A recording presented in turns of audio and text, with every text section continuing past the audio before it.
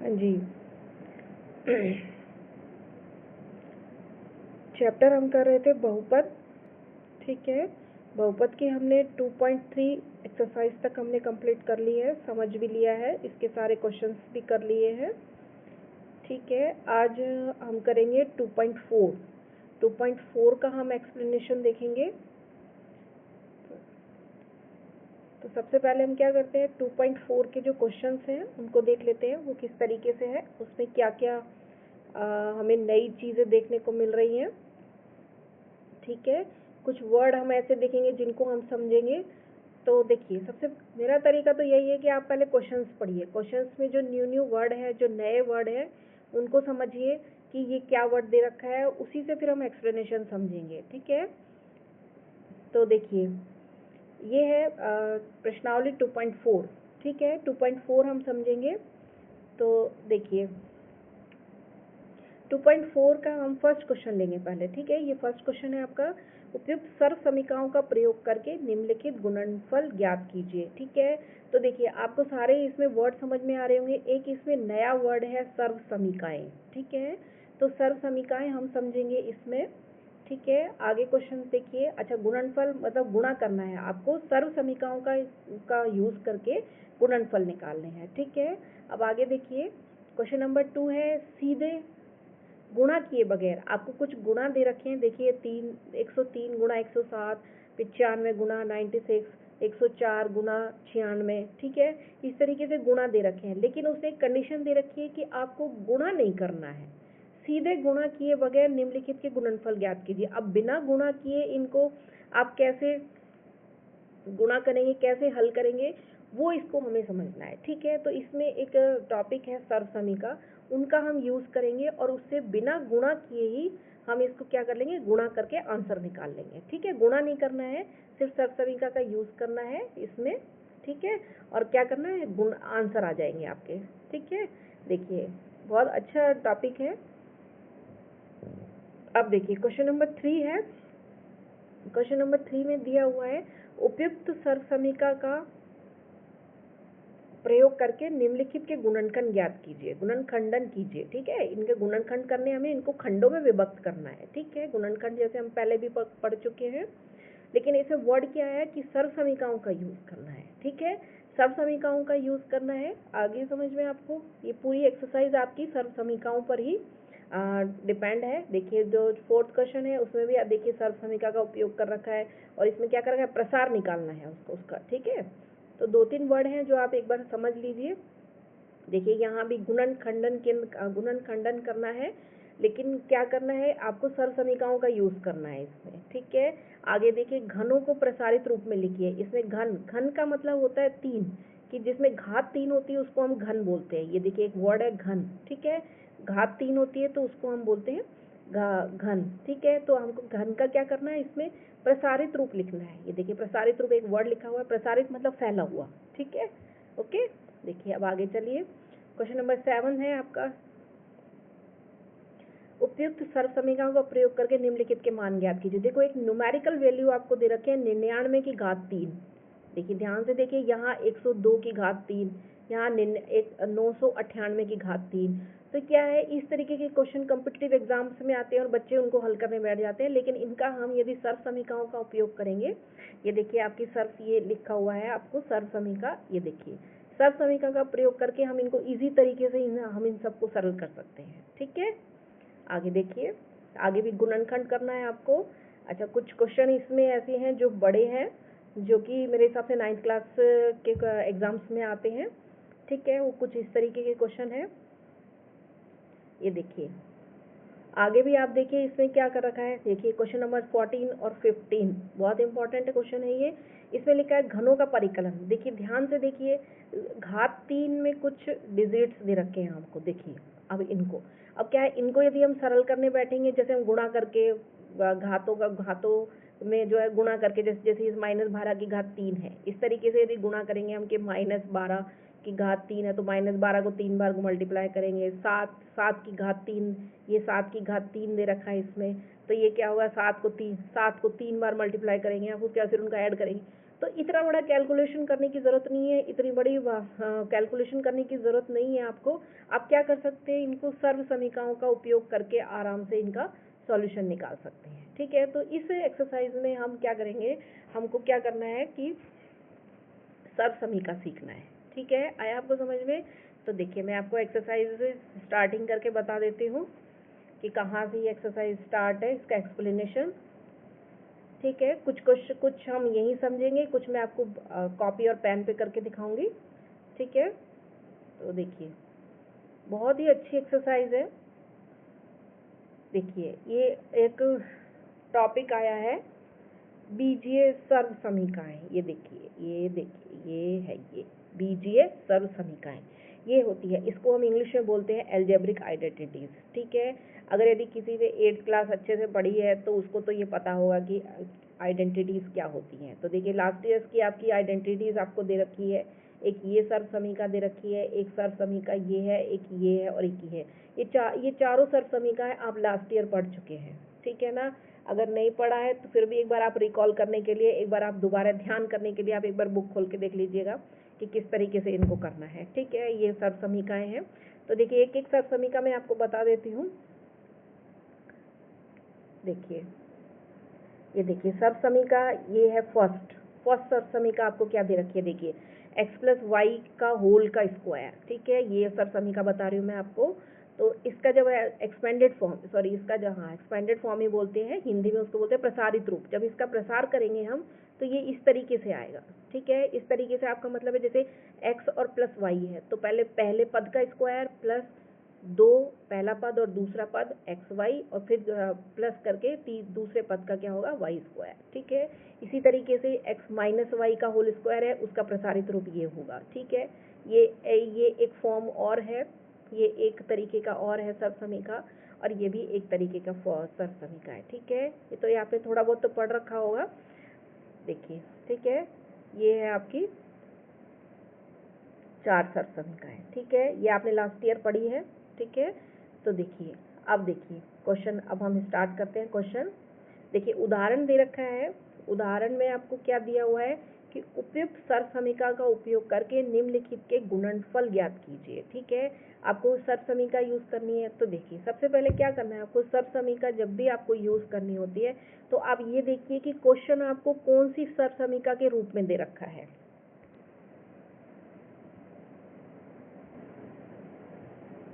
ठीक है, तो आपको क्या करना है कि क्वेश्चन का क्या करना है, रूप देखना है कि कौन से रूप में आपको सर्व समीकरण, सॉरी आपको क्वेश्चन दे रखा है और किस सर्व समीकरण के रूप में इसको दे रखा है।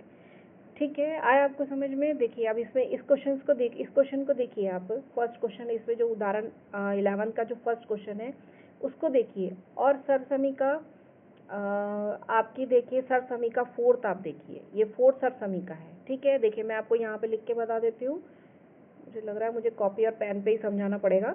ये देखिए ये क्या है कि ये सर्व समीकरण है और ये सर्व समीकरण, ये आपकी सर्व समीकरण फोर्थ दे रखी है जिसमें x प्लस ए गुणा एक्स प्लस बी, ये आपको सर्व समीकरण दे रखी है, ये वाली सर्व समीकरण जिसका प्रसारित रूप अभी लिखेंगे हम। तो देखिए ये वाला जो क्वेश्चन है और ये क्वेश्चन है, ये देखिए इस रूप में है। तो आपको आइडेंटिफिकेशन हो जाना चाहिए, आपके माइंड में तुरंत बात आ जानी चाहिए कि हमें क्या करना है कि ये वाली सर्व समीकरण फोर्थ का हमें यूज़ करना है। नंबर आपको याद रखने की ज़रूरत नहीं है, आप सिर्फ ये याद रखिए। ठीक है, इस तरीके से। ठीक है, अब देखिए थोड़ा सा इसमें एग्जाम्पल में एक्सप्लेन कर रखा है। ये देखिए सर्व समीकरण एक का पिक का प्रयोग कर सकते हैं इसमें। ठीक है ना, इसमें देखिए क्वेश्चन नंबर फोर्थ में दे रखिए। ठीक है, मैं आपको थोड़ा सा यही एग्जाम्पल लेकर के मैं आपको पेपर पे समझाती हूँ। ठीक है, फिर मिलते हैं हम। हाँ जी, देखिए हमने सर्व समीकरण 4 सर्व समीकरण अभी देखी थी, ये मैंने लिख दिए यहाँ पर। ठीक है, एक बार हम इसको दोबारा देख लेते हैं। देखिए x प्लस वाई का whole square, x plus y का होल स्क्वायर का ये इस तरीके से प्रसारित रूप होता है, ये इसका प्रसारित रूप है। ठीक है, इसी तरीके से x माइनस वाई का होल स्क्वायर, उसको इस तरीके से प्रसारित करते हैं। देखिए x है पहला पद और y है दूसरा पद। ठीक है, तो जब हम इसका प्रसारित रूप करते हैं तो देखिए पहले पद का स्क्वायर करेंगे प्लस दूसरे पद का स्क्वायर करेंगे, और माइनस है, यहाँ माइनस है तो माइनस लगाएंगे, और 2 एक्स और वाई, मतलब एक्स और वाई का गुणा, तो पहला पद और दूसरे पद का गुणा, ठीक है, ये इसका प्रसारित रूप हो जाएगा। इसी तरीके से इस तरीके के फॉर्म में यदि कोई आपको गुणनखंड करने के लिए बोलता है तो आप ये वाली सर्वसमी यूज करेंगे, ठीक है, ये इसका भी प्रसारित रूप होता है, ठीक है। एक आपके पास इस तरीके का है, ठीक है, ये इस तरीके से प्रसारित होती है, ठीक है। आप एग्जाम्पल करेंगे तो आपको अच्छे से समझ में आ जाएगा, ठीक है। तो देखिए question number 11, sorry example number 11 हमने लिया है। उपयुक्त सर्वसमीका का उपयोग करके निम्नलिखित गुणनफल ज्ञात कीजिए, ठीक है। आपको कुछ गुणा में दे रखा है, देखिए दो ब्रैकेट्स अगर अगर अलग अलग दिए होते हैं तो इनका मतलब गुणा होता है, ये बीच में गुणा लगाया नहीं जाता लेकिन माना जाता है कि इसके बीच में गुणा है, ठीक है। तो आपको क्या करना है, इसका क्या करना है, गुणनफल निकालना है, ठीक है। और आपको साथ में क्या करना है, उपयुक्त सर्वसमीका का प्रयोग करना है, ठीक है। अब देखिए क्वेश्चन, फर्स्ट क्वेश्चन में लिख रही हूँ, ये आपको दिया हुआ है x+3 और x+3, ठीक है। अब देखिए आपको मैंने अभी समझाया था कि आपको क्या करना है, आपको क्वेश्चन का रूप देखना है, आपको क्वेश्चन की फॉर्म देखनी है कि ये किस फॉर्म में ये दे रखा है और हम इसमें कौन सी सर्वसमीका हम इसमें यूज कर सकते हैं, ठीक है। आया आपको समझ में। अब देखिए दोबारा हम एक बार सर्वसमीकाएं देखेंगे, ये देखिए, ठीक है, सर्वसमीका ये वाली दे रखी है आपको, तो देखिए कैसे यूज करना है इसको। अब चलिए मैं दोनों क्वेश्चन एक साथ लेके चलती हूँ,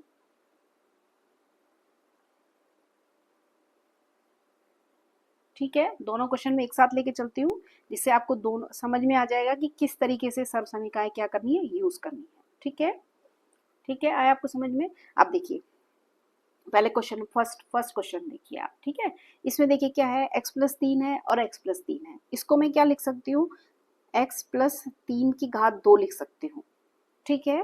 देखिए x+3 की 2 घात लिख सकते हैं। देखो कोई भी आप न्यूमेरिकल वैल्यू या कुछ भी, जैसे 2 की, जैसे यहाँ मैं बता देती हूँ, जैसे 2 की पावर 2 होता है तो हम 2 को 2 बार गुणा करते हैं कि लिखते हैं कि नहीं लिखते हैं, ठीक है। इसी तरीके से अब मैंने क्या कर रखा है, इसका उल्टा कर दिया है, आपको 2 गुणा 2 दे रखा है तो मैंने क्या कर दिया है, 2 की घात 2 लिख दिया है। इसीलिए मैंने इसमें क्या किया है, x+3 2 बार दे रखा है गुणा में, तो मैंने क्या किया, x+3 की घात 2 लिख दिया है, ठीक है। अब देखिए इसमें कौन सी सर्वसमीका हम यूज करेंगे, तो आपको सर्वसमीका यूज करनी है, इसमें फर्स्ट सर्वसमीका यूज करेंगे और वो क्या है, x+y की होल की पावर, पूरे की पावर 2, तो इसका प्रसारित रूप होता है x² plus 2xy plus y², ठीक है। अब देखिए ये इस रूप में आ गई है, तो इसका प्रसारित रूप ये होता है, जहां पे क्या करना है, ये पहला पद है और ये दूसरा पद, खाली पहले पद और दूसरे पद को लेकर के हमने इसको क्या कर रखा है, खोल रखा है, ठीक है। अब देखिए इसकी जगह अब हमारे पास क्या है, x+3 है, क्वेश्चन में x+3 का स्क्वायर है। देखिए अभी साथ साथ ही चलेंगे, देखिए पहले पद का स्क्वायर कर रखा है, यहाँ पहला पद क्या है आपका, x है तो x² कर लिया। अब देखिए यहाँ +2 लिख रखा है तो आपको +2 लिखना है, ठीक है। और x मतलब पहला पद, यहाँ पहला पद क्या है, x, अच्छा यहाँ y, अब देखिए अब y आया है तो y क्या है, इसका दूसरा पद, यहाँ दूसरा पद क्या है, 3 है, तो आप y की जगह क्या लिखेंगे, 3, ठीक है। सिंपल सा है, कुछ नहीं करना है। अब जैसे अब आगे प्लस ले रखा है, लगा रखा है, और y² दे रखा है तो मतलब दूसरे पद का स्क्वायर कर रखा है, यहाँ दूसरा पद क्या है, 3, तो ये हो गया 3 का स्क्वायर, ठीक है। अब देखिए इसको मैं सरल करूंगी आगे, तो x² प्लस, अब देखिए 2 और 3 को गुणा करूंगी तो 6 आएगा और x आ जाएगा, ठीक है। 3 तिया होता है 9, मतलब 3 को 2 बार गुणा करेंगे तो 9, ठीक है। तो ये देखिए ये इसका आंसर कहलाएगा, ठीक है। आपको सिर्फ सर्वसमीका का यूज करना है, देखिए ये वाली सर्वसमीका का यूज कर लिया मैंने, ठीक है, फॉर्म में। अब देखिए ये वाला क्वेश्चन देखिए जरा, सेकंड क्वेश्चन में आपको क्या करना है, देखिए अब ध्यान से देखिए कौन सी सर्वसमीका यूज करनी है, इसमें सर्वसमीका हम फोर्थ यूज करेंगे क्योंकि ये सर्वसमीका फोर्थ रूप में दे रखी है। और फोर्थ सर्वसमीका आपके पास क्या है, ये है x+a x+b is equal to होता है,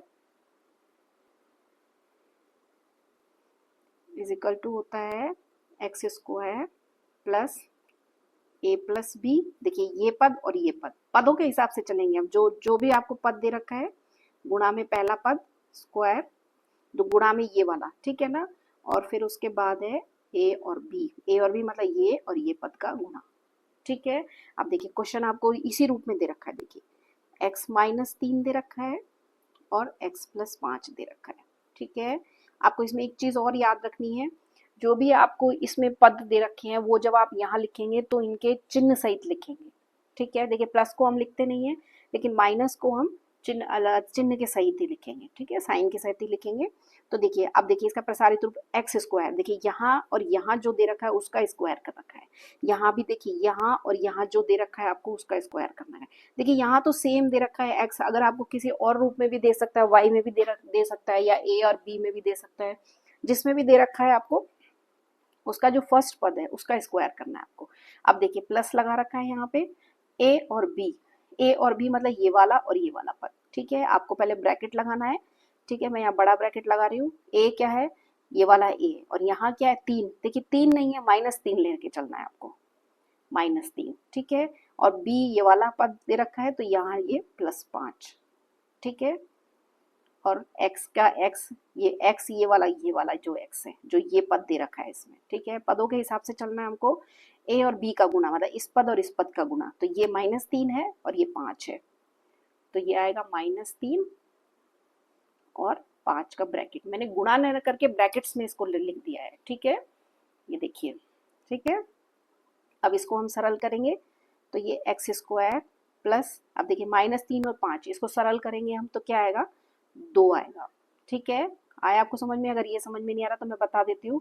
देखिए जब भी माइनस और प्लस को हम, जब भी माइनस और प्लस जब आते हैं जिन डिजिट्स में, तो उनका क्या करते हैं, माइनस करते हैं। अब देखिए 3 माइनस का है, 5 प्लस का है, तो इसको हम सरल करेंगे माइनस करके, बड़े में से छोटा घटा देंगे। 5 में से 3 जाएगा तो 2 आएगा, लेकिन 2 के आगे साइन वो वाला आएगा जो कि बड़ी संख्या के आगे, यहाँ बड़ी संख्या क्या है, 3 और 5 में से 5 है, तो इसलिए क्या आ गया, इसके आगे प्लस आ गया। ठीक है, वैसे प्लस ये वाला है, लेकिन जब इसको सरल करेंगे तो हम प्लस का 2 आएगा, और प्लस प्लस को जब हम मल्टीप्लाई करते हैं तो प्लस आएगा। ठीक है, अब देखिए इसको और इसको मल्टीप्लाई करते हैं, 5 और 3, 5 दिया होता है 15, लेकिन 15 का आएगा माइनस का, तो देखिए मैं आपको खोल के बता देती हूँ, ये माइनस का आएगा 15। ठीक है, अब देखिए एक्स स्क्वायर, देखिए मैं यहाँ भी बता देती हूँ, ये भी क्या है ना, प्लस का आएगा। ठीक है, ये भी क्या आएगा, प्लस का आएगा। अब देखिए जब इस ब्रैकेट को मैं खोलूंगी तो प्लस और प्लस मल्टीप्लाई होके प्लस आएगा, और 2x ऐसा ही है। अब यहाँ जब मैं ब्रैकेट खोलूंगी तो प्लस और माइनस का जब मल्टीप्लाई करते हैं तो माइनस आता है, ये आपको हमेशा याद रखना है। जब भी माइनस और प्लस का जब हम मल्टीप्लाई करेंगे तो माइनस ही आएगा। चिन्हों का भी आपको मल्टीप्लीकेशन आना चाहिए। ठीक है, तो ये देखिए ये इसके आगे गुणनफल, इसका ये गुणनफल होता है। देखिए गुणनफल, इसका गुणा करना सीखना और फिर उसका गुणा करना, इसको इसी तरीके से गुणा करते हैं हम इसको।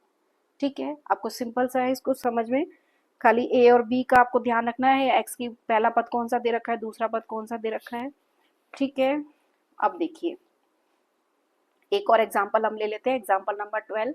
इसमें लिखा है कि सीधे गुणा न करके, सीधा गुणा नहीं करना आपको, और 105 और 106 का मान ज्ञात करना है। ठीक है, ये भी बहुत अच्छा क्वेश्चन है। ठीक है, इसको हल करते हैं हम। देखिए ध्यान से देखिएगा, 105 है और 106 है।